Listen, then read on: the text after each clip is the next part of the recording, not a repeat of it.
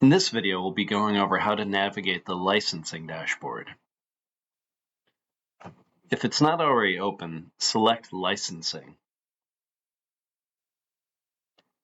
The first page of the dashboard will allow you to apply for a new license. If you're opening a new location or want to apply for a catering or qualified catering permit, use this section. You can also submit an ad hoc report if your license type allows. For instance, a wholesaler can submit a destruction notice here.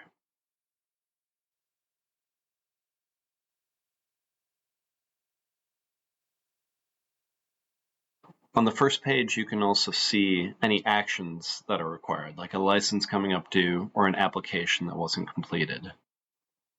The Licenses tab will allow you to manage any licenses you have. Click the Filters button if you would like to have your licenses displayed differently or don't see what you expect. Applications shows any submitted applications and their status. If your application is under municipal review, you may have additional steps you need to take with your municipality.